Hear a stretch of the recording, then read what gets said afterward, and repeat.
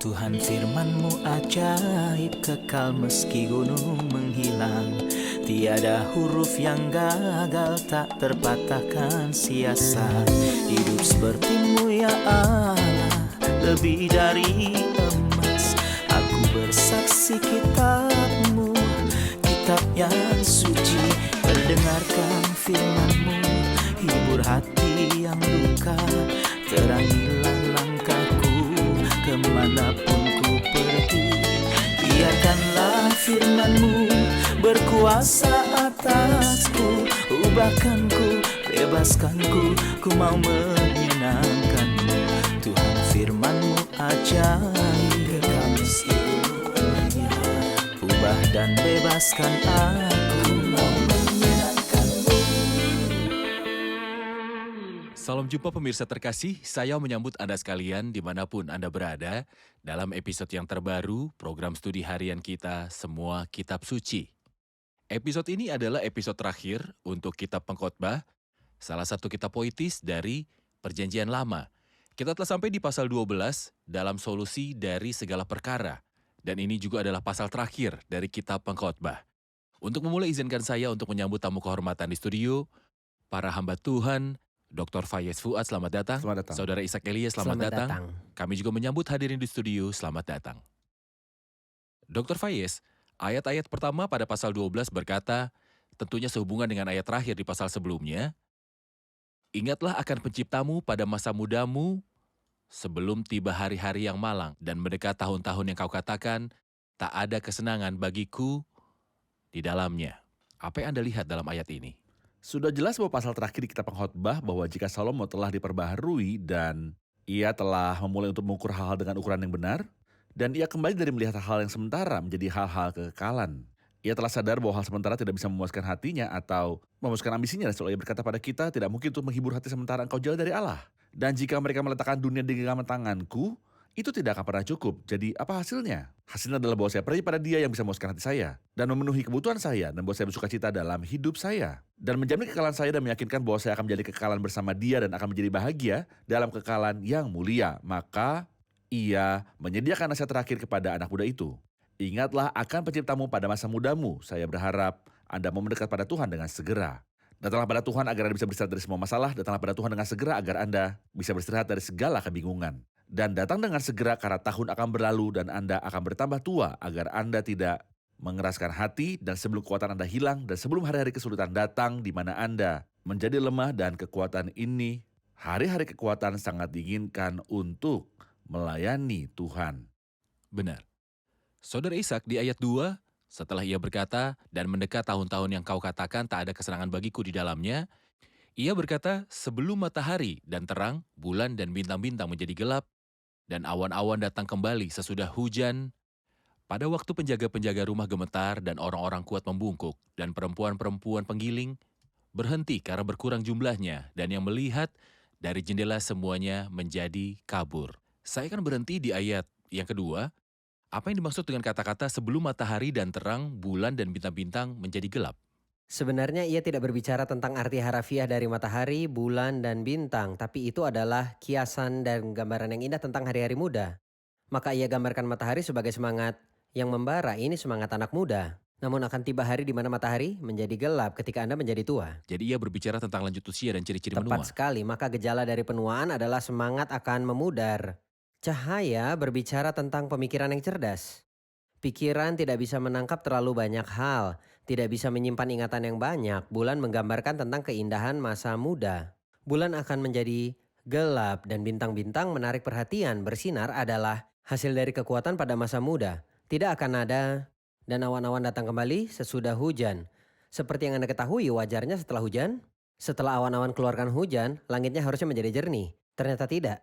Saat penuaan, awan itu datang untuk menuangkan hujan, kemudian awan lain datang. Apa artinya? Ketika seorang berkata, aku terkena penyakit, setelah itu dia meminum obat dan keadaannya menjadi lebih baik, tapi setelah beberapa hari aku terkena penyakit lagi, maka awan gelap itu datang secara bergilir. Penyakit Ini yang datang bergilir. gambaran yang ingin ia beritahu, anak muda. Ia berkata, berjaga-jagalah bahwa hari-hari kesulitan adalah gambaran dari penuaan. Dan akibatnya semua ini akan terjadi kepada kita. Maka tolong ingatlah penciptamu pada hari mudamu. Dr. Fayez di ayat 3 ia juga berbicara tentang hari-hari tua dan berkata, pada waktu penjaga-penjaga rumah gemetar dan orang-orang kuat membungkuk, dan perempuan-perempuan penggiling berhenti karena berkurang jumlahnya. Dan yang melihat dari jendela semuanya menjadi kabur. Apa yang dimaksud kata-kata ini? Jadi penjaga rumah gemetar adalah tanda dari tangan yang gemetar karena penuaan, tangan yang genggamannya semakin lemah, tapi setiap kali saya memegang sesuatu itu jatuh dari tangan saya dan tangan saya gemetar dan tidak bisa menggenggam sesuatu dengan kuat. Dan orang-orang kuat membungkuk berbicara tentang kaki, maka pada umur tua terjadi osteoporosis dan kaki akan membelok dan kaki saya akan menjadi lemah dan tidak bisa menopang saya untuk melakukan sesuatu. Dan perempuan-perempuan menggiling berhenti karena berkurang jumlahnya adalah gambar tentang gigi yang rontok. Jumlahnya berkurang dalam mulut dan saya tidak bisa mengunyah atau merasakan makanan. Dan yang melihat dari jendela semuanya menjadi kabur. Mata saya menjadi lemah jadi saya tidak bisa melihat apapun yang ada di depan saya ataupun yang ada di jalan saya. Maka sebenarnya jika anak muda tidak membaca Alkitab dan tidak mempelajari Alkitab dengan matanya, maka ketika ia menjadi tua, ia tidak akan lagi bisa memegang gelas untuk minum. Bagaimana dia bisa pegang Alkitab di masa tua? Akan sulit melihat program kita. Iya, itu benar. Kita lihat sejenak dan kembali untuk menjawab pertanyaan. Pemirsa terkasih, kami akan segera kembali setelah rehat. Seorang percaya ditanya pada hari-hari akhirnya, "Bagaimana keadaanmu?" Maka ia menjawab, "Aku baik-baik saja, tapi rumahku tempat aku tinggal mulai hancur, dan tiangnya tidak lagi bisa menopang rumah, dan beberapa bagian dari rumah sudah mulai runtuh. Menurutku, aku secepatnya harus pindah rumah, dan untuk keadaanku aku merasa sempurna. Ini adalah tempat sementara untuk aku tinggal, tapi aku menunggu untuk rumah Bapa yang dasarnya tidak akan tergoyahkan oleh apapun yang menimpanya." Berkuasa atasku, ubahkanku, bebaskanku, ku mau menyenangkanmu. Tuhan firman-Mu ajaib, kekal seluruhnya. Ubah dan bebaskan aku, mau menyenangkanmu. Kami telah kembali pemirsa terkasih untuk menjawab pertanyaan dari hadirin di studio. Di ayat 4 ia berkata, "Dan pintu-pintu di tepi jalan tertutup, dan bunyi penggilingan menjadi lemah, dan suara menjadi seperti kicauan burung, dan semua penyanyi perempuan tunduk." Apa yang ia maksud dari pintu dan yang ia maksud dari kicauan burung dan bunyi penggilingan dan penyanyi perempuan? Apa hubungan antara semua ini dan menjadi tua? Apa yang Anda lihat dari ayat ini yang berhubungan dengan penuaan? Pintu di sini mengingatkan kita pada ayat yang berkata, "Awasilah mulutku ya Tuhan, berjagalah pada pintu bibirku." Pintu menggambarkan mulut. Pintu-pintu akan tertutup, seorang yang tua akan sulit mengekspresikan dirinya, ia tidak bisa berbicara. Kemudian bunyi penggilingan menjadi lemah, kuping dari orang tua akan sulit untuk mendengar. Padahal bunyi dari mesin penggilingan adalah suara yang sangat keras. Bayangkan Anda bertanya, "Apa kamu dengar suara penggilingan itu?" Ia menjawab, "Aku Bunyi mendengar yang lemah." bunyi yang lemah." Suara mesin penggilingan, suara yang sangat buruk tapi kuping orang tua sudah lemah karena umur yang bertambah. Penggiling juga bisa menggambarkan Ia gigi tidak yang bisa mengunyah melakukannya. makanan. Orang tua tidak bisa melakukannya. Ya, Mereka memberikan orang tua makanan lunak seperti jelly. seperti anak kecil Ini yang giginya benar-benar belum terjadi. bertumbuh, ini benar-benar terjadi. Kemudian dan suara menjadi seperti kicauan burung. Orang tua tidak bisa tidur lelap, mereka biasanya Insomnia. Dan suara burung membangunkan mereka. Ia bangun subuh hari dan berkata, "Aku tidak bisa tidur terlalu lama." Ini wajar dan berhubungan dengan psikologi bahkan dalam tubuh. Kemudian, Anak muda ketika ia masih muda, ia menggunakan 1, 2, atau 3 ya alarm. siapa yang Bahkan orang mengetuk membangunkannya? pintu anak muda memanggil mereka dan mereka belum juga Ia bangun. belum juga bangun. Tapi orang tua bangun waktu subuh seperti yang mereka katakan. Jadi mungkin seseorang yang memiliki suara indah dalam bernyanyi atau seorang perempuan yang suaranya indah tapi ketika mereka bernyanyi saat tua tentunya masih indah bagi Allah. Tapi Anda merasa bahwa suara dan intonasi dan semua penyanyi perempuan tunduk pita suara dan suara menjadi lemah dan mereka tidak begitu sebelumnya. Sungguh ini hal serius yang seharusnya anak muda gunakan dengan baik. Pada waktu muda, gunakan untuk Tuhan. Ada bahaya dalam hal ini. Jika pintu mulutnya tidak memuji Tuhan sekarang, maka kapan ia akan memuji Tuhan? Jika tidak membaca Alkitab dan melayani Tuhan sekarang, maka kapan ia akan melakukannya? Ketika semua hal akan musnah dan hidupnya berakhir. Dr. Fayez dimulai dari ayat 5, ia menyelesaikan gambaran ini ketika berkata, "Juga orang menjadi takut tinggi dan ketakutan ada di jalan, Pohon badam berbunga, belalang menyeret dirinya dengan susah payah dan nafsu makan tak dapat dibangkitkan lagi. Karena manusia pergi ke rumahnya yang kekal dan peratap-peratap berkeliaran di jalan. Apa maksudnya Dr. Fayez? Juga orang menjadi takut tinggi, berarti bahwa orang tua takut untuk mencoba hal baru. Dia takut pada apapun. Dia menganggapnya sebagai risiko. Ayo pergi, dia berkata, tidak, aku takut. Ayo kita berkunjung, dia berkata, tidak, saya tidak bisa. Seolah-olah semuanya adalah resiko baginya. Apalagi jika dia mendekati tempat yang tinggi, ini sangat menakutkan baginya. Yang dimaksud dengan ketakutan ada di jalan adalah keengganan untuk keluar rumah. Misalnya Anda memberitahu dia, ayo pergi ke pertemuan. Dia berkata kepada Anda, tidak. Karena takut terjatuh sehingga kakiku patah, saya takut. Bisa akan menabrak saya dan saya mengalami kecelakaan. Orang tersebut menjadi terisolasi di rumahnya. Baginya keluar rumah kapan saja merupakan teror. Saat pohon badam berbunga itu adalah uban. Belalang Rambut yaitu abu-abu. belalang adalah sebuah beban. Artinya, jika seekor belalang berdiri di bahu manusia, dia merasa seperti membawa tas yang sangat berat. Dan ini merupakan tanda lemahnya, kekuatan secara umum. Dia bahkan tidak bisa membawa dirinya sendiri. Karena manusia pergi ke rumahnya yang kekal, ini artinya kuburan. Jadi saya sedang dalam perjalanan menuju kuburan. Semuanya sudah berakhir. Dan pemakaman diadakan karena dam peratap-peratap berkeliaran di jalan. Ini berarti berita itu harus disebarkan ke seluruh kota. Jadi orang tersebut sudah meninggal dan orang-orang mengumumkan bahwa orang tersebut telah meninggal, datang menghadiri pemakaman. Dan inilah yang terjadi di usia tua. Ia melanjutkan perkataannya sebelum rantai perak diputuskan dan pelita emas dipecahkan, sebelum tempayan dihancurkan, dekat mata air dan roda timba dirusakkan di atas sumur. Dan debu kembali menjadi tanah seperti semula, dan roh kembali kepada Allah yang mengaruniakannya. Kesia-siaan atas kesia-siaan kata pengkhotbah, segala sesuatu adalah sia-sia. Mohon Saudara Ishak memberikan komentar juga pada gambar-gambar ini tentang penuaan dan akhir dari segalanya. Ya, salah satu hal yang dia katakan keinginan akan gagal bukan hanya keinginan fisik, tapi suasana hati secara umum juga sedang tertekan dan seolah berkata pada pemuda itu, suasana hatimu sedang tidak bagus sekarang. Dan mereka yang menua yang telah menjalani masa mudanya bersama Tuhan, suasana hatinya lebih baik daripada para tua-tua yang tidak bersama Tuhan. Dia lanjutkan gambarannya di ayat 6, sebelum rantai perak diputuskan, sebenarnya gambaran yang sangat indah. Untuk proses yang para dokter sebut ledakan sumsum tulang saat masa kematian. Ya, Dan pelita emas dipecahkan yang bentuknya seperti mangkuk, dikatakan bahwa otak dan otak kecil bentuknya seperti mangkuk dan ini rusak. Kita tahu dalam pengobatan modern kematian disebut kematian otak. Pada dasarnya itu yang dikatakan. Rantai jadi yang perak disebut dengan pelita emas di sini adalah otak. adalah penggambaran Ya. dari sumsum tulang dan Rantai perak pelita adalah emas sumsum adalah tulang dan pelita emas penggambaran adalah dari otak. Benar. Sebelum tempayan dihancurkan dekat mata air adalah gambaran jantung dan pembuluh darah. Kendi dan air mancur seolah sesuatu yang berada dalam lingkaran gambaran jantung dan sistem peredaran darah. Dan roda timba dirusakkan di atas sumur. Berarti peredaran darah dengan paru-paru. Ya. Ini adalah gambaran yang luar biasa tentang kematian dan debu kembali menjadi tanah seperti semula.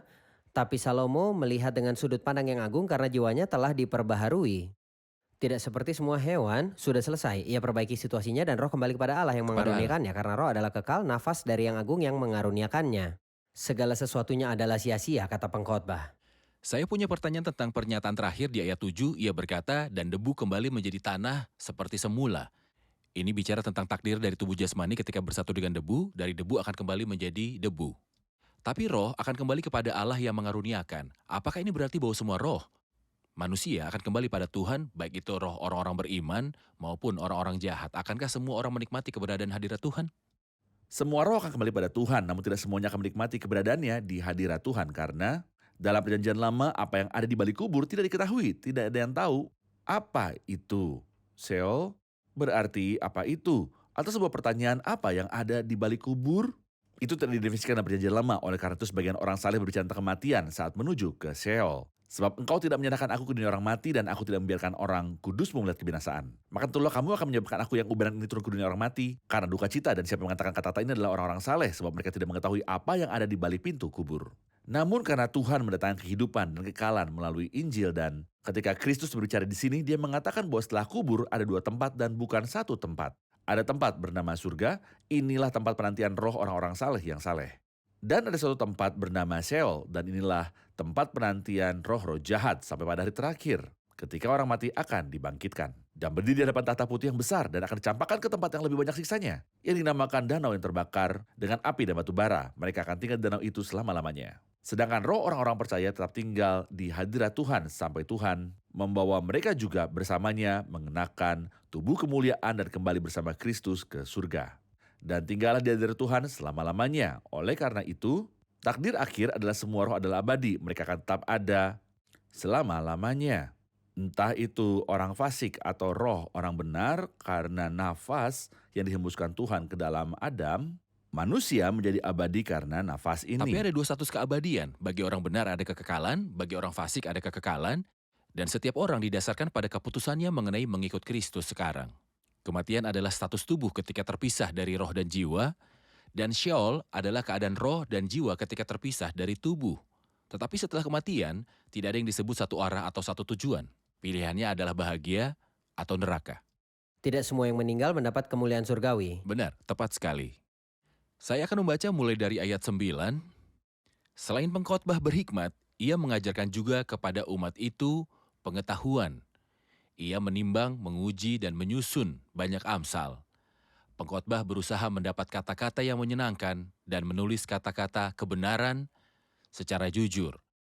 Kata-kata orang berhikmat seperti kusa dan kumpulan-kumpulannya seperti paku-paku yang tertancap diberikan oleh satu gembala. Lagi pula, anakku, waspadalah. Membuat banyak buku tak akan ada akhirnya dan banyak belajar melelahkan badan. Akhir kata, dari segala yang didengar ialah takutlah akan Allah dan berpeganglah pada perintah-perintahnya karena ini adalah kewajiban setiap orang. Karena Allah akan membawa setiap perbuatan ke pengadilan yang berlaku atas segala sesuatu yang tersembunyi, entah itu baik atau jahat. Kita akan rehat sejenak dan kembali untuk melanjutkan pembicaraan bagian ini. Pemirsa terkasih, kami akan segera kembali setelah rehat. Bebaskanku, ku mau menyenangkanmu. Tuhan firman-Mu ajaib, kekal seluruhnya. Ubah dan bebaskan aku, mau menyenangkanmu. Kami telah kembali pemirsa terkasih untuk menjawab pertanyaan hadirin di studio. Di ayat 11 dituliskan kata-kata orang berhikmat seperti kusa. Apa itu kusa? Apa itu kusa? Kata-kata orang berhikmat seperti kusa, seperti paku-paku yang tertancap. Sebenarnya perumpamaan ini diambil dari perumpamaan tentang penggembalaan domba dan sapi seperti yang kita baca di kitab Hakim-Hakim tentang tongkat pemukul domba atau tongkat pemukul lembu. Tongkat lembu maksudnya sesuatu yang menusuk yang menimbulkan tusukan agar ternak bergerak ke Untuk arah mendesak ternak agar pindah. bergerak ke arah tertentu. Dan di sini ia ingin memberitahu kita bahwa kata-kata orang bijak, dan tentu saja Salomo orang yang bijaksana. Dan setelah jiwanya dipulihkan, dia mencapai 2 pasal terakhir bahwa dia berbicara dengan hikmat ilahi. Dia peringatkan pemuda itu dan menyemangati pemuda itu. Dan dia peringatkan terhadap dosa dan mendorong kehidupan di mana kita mengingat pencipta kita. Jadi dia menusuk hati nuraninya. Sebenarnya sangat menyenangkan mendengarkan kata-kata menusuk seperti itu. Terkadang saudara ayat orang hanya suka mendengar apa yang ingin didengarnya. Dan saat ini adalah masalah besar di semua kalangan, khususnya kalangan agama Kristen. Kita suka mendengarkan kata-kata lembut yang bagus, pembicaraan bahwa semuanya baik-baik saja dan bahwa Tuhan mengasihi kita. Itu benar. Tapi duri yang datang ke hati nurani saya adalah salah satu hal yang paling bermanfaat dalam hidup saya. Itu adalah kata-kata yang menusuk hati nurani. Itu akan menyesuaikan hidup saya, orang bijak akan menerima durinya. Bukan hanya perkataan orang bijak saja yang menusuk saya, tapi jika saya bijaksana aku akan menerima duri-duri ini. Karena kata-kata ini akan jadi yang paling bermanfaat dalam hidup saya. Itu akan menyesuaikan perilaku saya. Itu akan memperbaiki prioritas saya. Akan memperbaiki dan meluruskan hidup saya. Kita butuhkan ini. Karena itu kita tidak boleh tersinggung ketika Tuhan terkadang kirimkan pesan pada kita yang tidak sesuai dengan suasana hati kita. Atau kemasannya kurang baik. Tuhan kirim yang bermanfaat bagi kita. Terkadang anak kecil tidak suka obat. Tapi obat itu penting untuk kesembuhan. Orang dewasa yang waras menerima obatnya dari tangan dokter agar ia sembuh. Perkataan orang bijak seperti tongkat penghalau memang benar. Sakitnya seperti disuntik, memang menyakitkan tapi ada kesembuhan di dalamnya. Maka Tuhan berikan pada kita agar kita terima firman Allah dari para pelayan Allah. Perkataan orang bijak adalah seperti tongkat yang memukul kesadaran sehingga mereka memperbaiki perilakunya. Segala tulisan yang diilhamkan Allah memang bermanfaat untuk mengajar, Untuk menyatakan membenarkan, kesalahan, untuk petunjuk, memperbaiki dan kelakuan, dan untuk mengajar. mendidik orang Benar. dalam kebenaran. Dr. Fayez, bagian yang berhubungan dengan ayat 13, Akhir kata dari segala yang didengar ialah takutlah akan Allah dan berpeganglah pada perintah-perintahnya karena ini adalah kewajiban setiap orang. Apa Kesimpulannya maksudnya? adalah manusia harus berada dalam hubungan yang benar dengan Tuhan untuk berdamai dengan Tuhan. Dan hidup dalam persekutuan terus-menerus dengan Tuhan. Dan menyelesaikan masalah dosa-dosanya. Dan menjamin bahwa Tuhan menjadi gembalanya dan bahwa Tuhan menjadi juru selamatnya. Dan bahwa Tuhan menjamin kehidupan kekalnya. Dan menjamin bahwa dia akan tetap berada dari Tuhan di masa depan kekalnya selama-lamanya. Inilah akhir dari seluruh kehidupan. Benar. Hal yang indah saudara ayat bahwa manusia berkata takut akan Allah. Seolah Salomo berkata, aku tidak temukan segala yang aku ingini di bawah matahari, sesuatu yang menguntungkan untuk segalanya kecuali untuk kesucian. Dan ini yang dikatakan Rasul Paulus di Perjanjian Baru. Ia berkata, tetapi ibadah itu berguna dalam segala hal karena mengandung janji baik untuk hidup ini maupun untuk yang akan datang. Ibadah itu berguna dalam segala hal dalam hidup, berguna dalam segala hal yaitu takut akan Tuhan. Benar.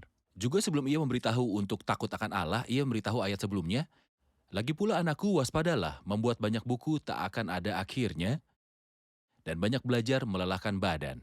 Jadi, Dia meringatkannya agar tidak lebih sibuk dengan filsafat manusia dan dengan kebiasaan manusia dan dengan apa yang dikatakan ilmu pengetahuan dan dengan apa yang Dan orang kesombongan katakan. manusia. Dan pada akhirnya dia mengabaikan satu-satunya buku yang patut membuka mata, yaitu firman Benar. Tuhan dan kitab Tuhan. Jadi dia memperingatkannya tentang pendapat manusia yang ada di banyak buku, filosofi manusia yang ada di banyak buku.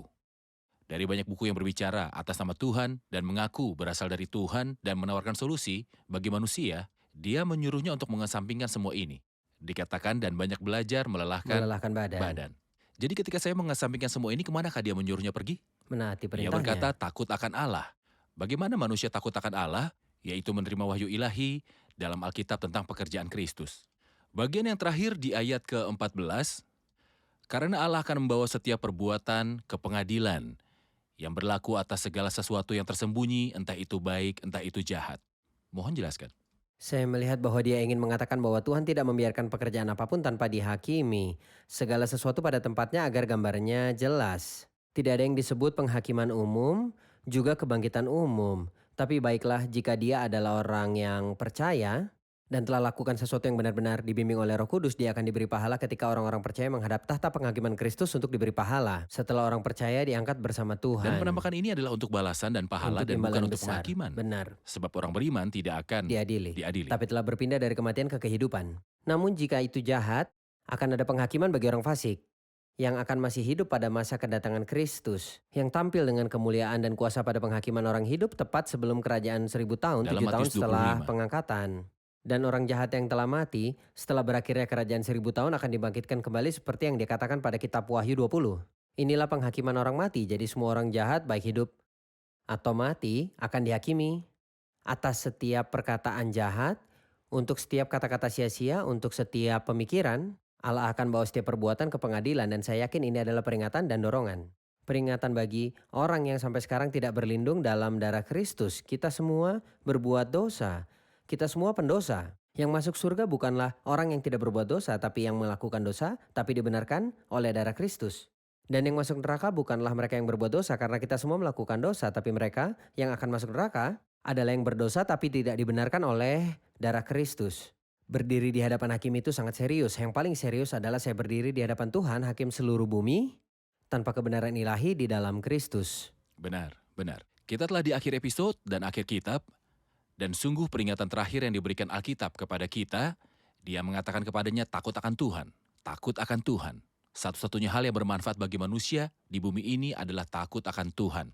Dan tidak ada kesalehan di luar dari wahyu ilahi tentang pribadi Kristus dan karya Kristus di kayu salib. Karena Allah akan membawa setiap perbuatan ke pengadilan yang berlaku atas segala sesuatu yang tersembunyi, entah itu baik atau jahat. Terima kasih, saya menikmati belajar Tuhan bersama berkati Anda. Anda. Tuhan memberkati.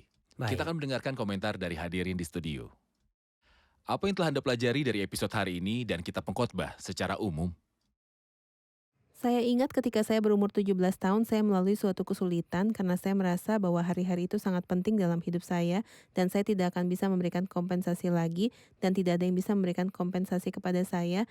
Dan saya rasa bahwa jika saya memilih jalan tertentu, maka saya membayangkan diri saya ketika saya tua, saya akan menyesali masa muda saya. Cara apapun yang saya bayangkan untuk diri saya sendiri, saya merasa waktu telah terbuang sia-sia, saya tidak dapat menyimpannya dan tidak dapat menyimpannya. Waktu pasti akan berlalu dan saya depresi saat itu sampai saya membaca nasihat melihat ini, ingatlah akan penciptamu pada masa mudamu dan takutlah akan Allah, peganglah aturannya. Dan saya sangat bersyukur kepada Tuhan karena Dia mengizinkan Salomo menulis ini, karena dia seorang raja dan bijaksana, dan tidak ada seorang pun antara kita dapat mencoba semua yang telah dia coba. Dan dia mengatakannya di pasal terakhir setelah dia menjelaskan kepada kita setiap kebingungan yang ia alami dan segalanya. Dan nasihat ini sungguh berharga bagi kita, jadi mengapa kita membuang-buang waktu untuk mencoba apa yang sudah ia coba? Kita harus memanfaatkan waktu dan menaati perintah-perintahnya agar kita menikmati hidup kita.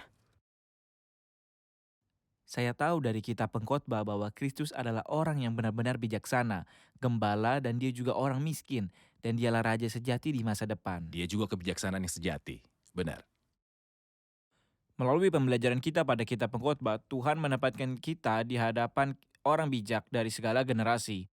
Yang Tuhan berhikmat dan Dia memberi kita kesimpulan dari pengalamannya bahwa kesia-siaan atas kesia-siaan memang tak ada keuntungan di bawah matahari. Dan ini memberi kita pelajaran bahwa kita memfokuskan mata kita ke bumi di bawah matahari.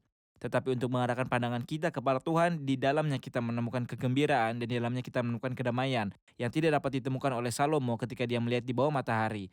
Kami berterima kasih kepada Tuhan karena kasih karunia yang Tuhan Yesus berikan kepada kita agar kita berpegang teguh padanya. Dia telah memberi kita banyak hal untuk dipelajari. Benar. Terima kasih, Tuhan memberkati.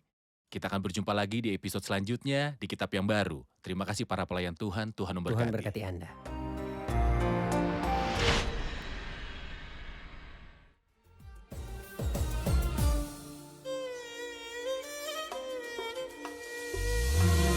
أنا بستنى في كل يوم رعية أجي أحكي معاك واسمع ردك عليا وتضمني ليك يا أبويا وفدية. أنا بستنى في كل يوم رعية أجي أحكي معاك واسمع ردك عليا وتضمني ليك يا أبويا وفدية. أنا غالي فيك يا أغلى ما في عمري، مهما إبليس رخص في عينيا أمري وضعفي صار حيرة وسكوت وصمتي. أذكر ده دمك وتمني وقيمتي. أنا غالي فيك يا أغلى ما في عمري، مهما إبليس رخص في عينيا أمري وضعفي صار حيرة وسكوت وصمتي. أذكر ده دمك هو تمني وقيمتي.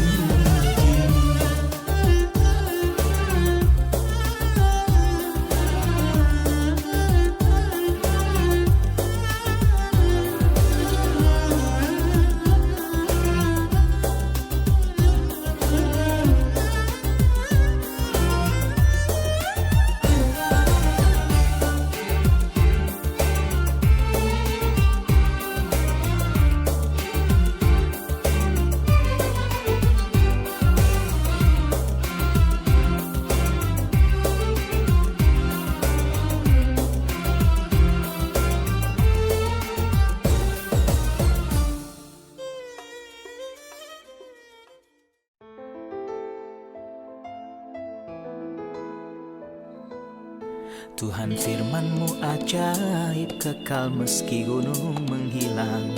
Tiada huruf yang gagal, tak terpatahkan siasat. Hidup seperti-Mu ya Allah, lebih dari emas. Aku bersaksi kitab-Mu, kitab yang suci. Mendengarkan firman-Mu, hibur hati yang luka. Terangilah langkahku kemanapun ku pergi. Biarkanlah firman-Mu berkuasa atasku. Ubahkanku, bebaskanku, ku mau menyenangkan-Mu. Tuhan firman-Mu ajaib, ubah dan bebaskan aku.